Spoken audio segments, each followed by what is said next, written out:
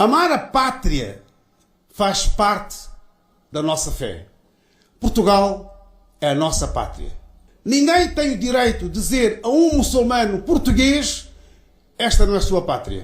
Somos todos portugueses. Fazemos parte de Portugal e enriquecemos Portugal. Com altos e baixos, como todas as histórias. Assalamu alaikum. Varamatullahi Vabarakatuh. Que a paz e a bênção de Deus esteja convosco. Ser português, o Sr. Presidente relembrou isso, admite que o atual contexto político também dá outro peso a estas palavras, não só às suas, mas também à do imã aqui da mesquita? Não, o que acontece é o seguinte, a mesquita, esta mesquita central, foi a primeira grande mesquita que nasceu em Portugal, surgiu da iniciativa de compatriotas nossos, que vieram de África, sobretudo de Moçambique, depois também da Guiné, e que durante uns anos tentaram arranjar meios e apoio da Câmara. Isso aconteceu, com vários presidentes de Câmara, o terreno para construir um centro que pudesse ser um centro religioso, mas um ponto de encontro e um centro cultural. Eu acompanho este fenómeno há muito tempo, porque também fui autarca de Lisboa, e, portanto, há já muitas décadas aqui vim, e é um ponto importante. Porquê? Porque tem sido um ponto a partir do qual a comunidade islâmica tem estado em contacto com outras comunidades religiosas, porque há muitas em Portugal, maioritariamente cristãs, católica naturalmente muito forte, mas outras cristãs muito fortes, por influência brasileira, e que aumentaram sucessivamente ao longo dos anos.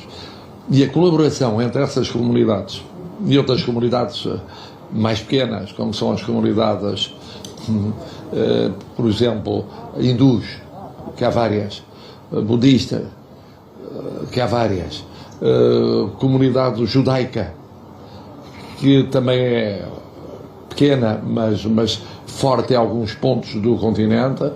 Essa colaboração eu testemunhei várias vezes, porque vi aqui várias cerimónias comuns. E isto é importante que aconteça. Porquê? Porque faz parte do diálogo, da tolerância, que é essencial numa sociedade democrática e livre. Quer dizer, a liberdade religiosa e a tolerância religiosa são muito importantes. Há muitos portugueses que não são religiosos, mas há muitos que são religiosos, têm confissões religiosas, e haver esse diálogo e essa colaboração. Eu dei um exemplo na rua. Há grupos de islâmicos, com os quais grupos de inspiração, sobretudo cristã, quer católica, quer evangélica, quer de outras confissões cristãs, colaboram na rua na distribuição de alimentos em relação ao sem-abrigo.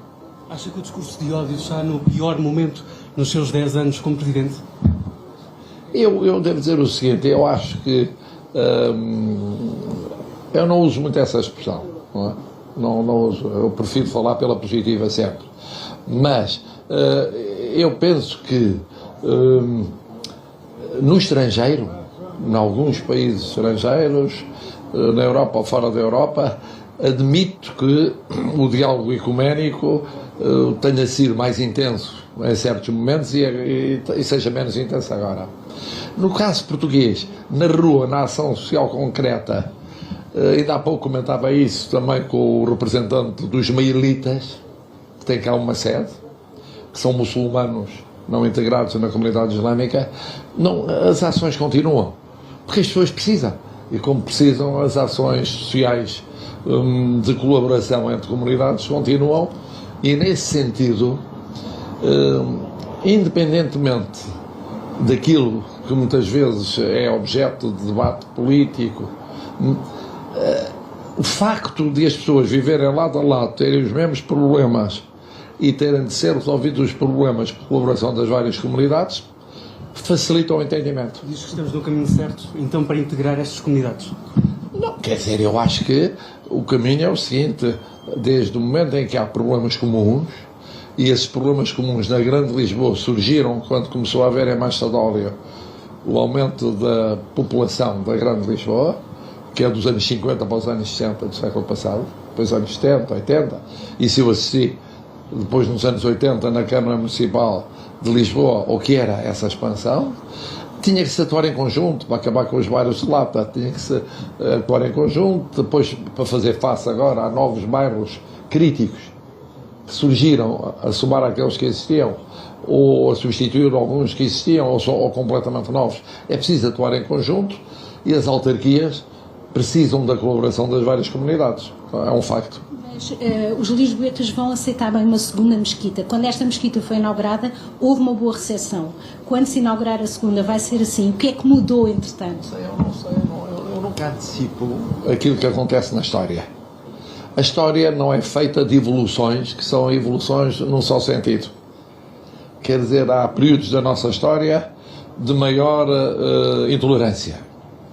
Quando foram perseguidos os judeus e os muçulmanos e foram expulsos, quando houve mesmo até outras confissões que eram cristãs, mas não a católica, e também foram perseguidas por uma visão muito rígida da Inquisição, pelo papel da Inquisição, nós podemos dizer que perdemos muito com isso, porque foram para outros países europeus comunidades muito cultas, importantes para a ciência, importantes para a vida económica e financeira do país, e que nós perdemos, e que a Holanda ganhou, ou que outros países do centro e norte da Europa ganharam, que países do continente americano ganharam, e nós perdemos.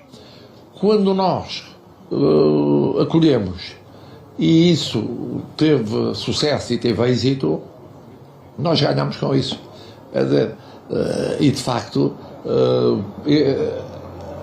depende muito, há altos e baixos, há períodos da história em que verdadeiramente há um apelo um apelo que representa da parte de muitos dos compatriotas o desejo de um certo isolamento e da rejeição da diferença e da abertura.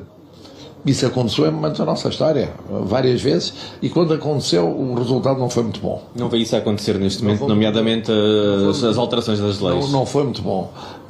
Quando nós soubemos integrar, por exemplo, nós integramos aqueles que regressaram de África na sequência da descolonização e eram de variadas origens, eram sobretudo africanos, mais do que propriamente asiáticos. Isso passou-se num período muito curto de tempo, em plena Revolução ou logo a seguir à Revolução, de uma forma que foi boa para a sociedade portuguesa, vitalizaram a sociedade portuguesa. Mas neste momento vê esse diálogo maior ou menor? Porque lá dentro falou de um Portugal grande e de um Portugal pequeno, eu pergunto-lhe neste momento como é que vê, se vê um Portugal maior ou um Portugal mais pequeno? Sabem qual é a minha posição sobre a matéria, quer dizer, eu conheci o Império, conheci o fim do Império, conheci a realidade desse fim do Império, e mesmo os mais conservadores do tempo do fim do Império, do salazarismo ou do marcelismo, sempre admitiram que a liberdade religiosa era fundamental. Quer dizer, e portanto, mesmo num regime ditatorial, e em que havia muitas limitações imensas às liberdades e aos direitos fundamentais, nunca passou pela cabeça de governadores coloniais, como por exemplo Spínola, na Guiné, o negar a diversidade religiosa ou negar a importância dos grupos religiosos que existiam na Guiné.